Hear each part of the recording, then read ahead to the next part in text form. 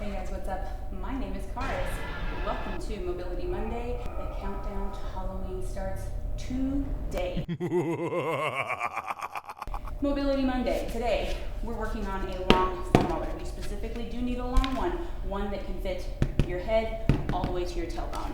If you don't have one, you can do this on the floor. It's just, gonna mean that you have to pay a little better attention, which is such a bummer. Your scapula has 4 main movements. They are very dynamic, so they can do a combination of all of them. But mostly what we're interested in is retraction, elevation, depression, and protraction. And we want to be able to do those things without moving our spine. So with the foam roller, you have it against your tailbone and the back of your head. It's going to make it more difficult for you to move your spine, but also make you feel when you do or when you want to and be able to correct it.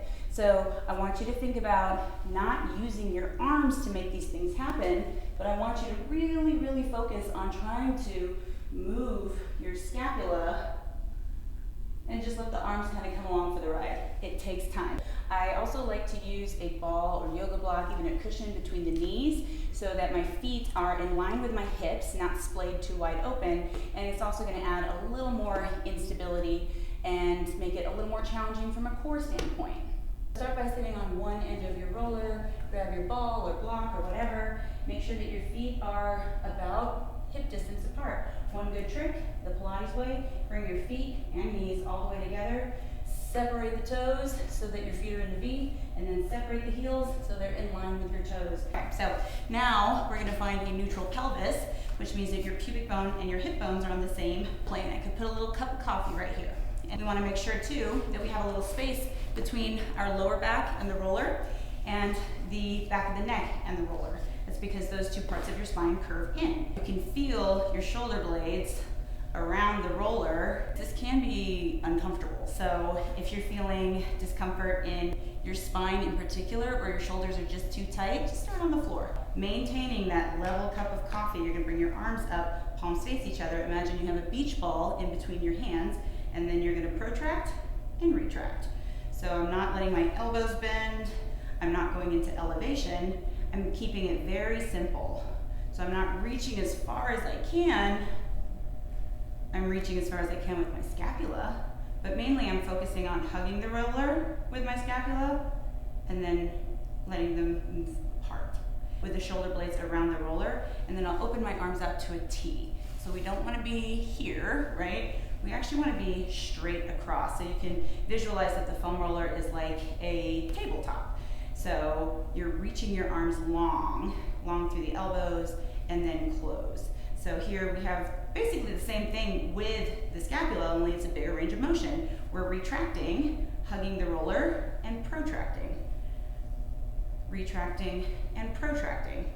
And take your time, because you'll feel it a lot more, the stretch anyway, when you just kind of hang out there for a second, because the weight of your arms is helping to do that. And then we go into a snow angel. So you start by bringing your pinkies towards your hips, and then snow angel up, down, and up. So we want to avoid stuff like this, right? If you can't get back to your ears, that's okay. You can be up here, right? Just find your range where it doesn't affect your spine or make you compensate in weird ways. Other weird ways, I should say. So snow angel down. Hopefully I don't blow out the crotch of this costume doing this. This is the only thing I felt ballsy enough to do. And then you'll stay down, and then you'll bend your elbows back into goalposts. So I'm trying to tuck my elbows into my hip bones, and then hands over the crown of the head. So here we're doing some elevation, just like we were with Snow Angel, and we're maintaining that 90-degree angle. We're trying to keep the elbows tucked up towards the ceiling as much as possible, and trying to let the hands go back without bending the wrists. And obviously you're not gonna be perfect at this, but the more you do it, the more you'll be able to make sense of these cues. So then, in that same goalpost position, you rotate so your forearms are vertical. So kind of like in a bench press position, elbows are slightly tucked.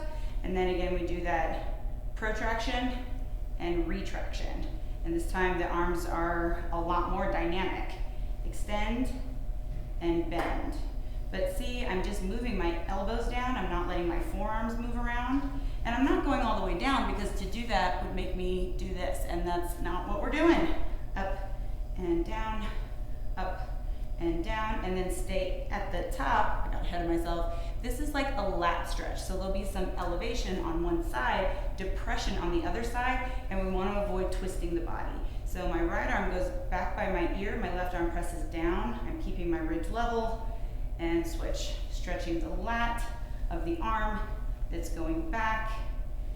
Because elevation especially, it's very difficult for people to do without affecting their spine. Actually, all of these are, which is another reason why this is such a good warm-up drill, day off drill, you've been behind your computer too long drill, whatever the fuck. And that's it.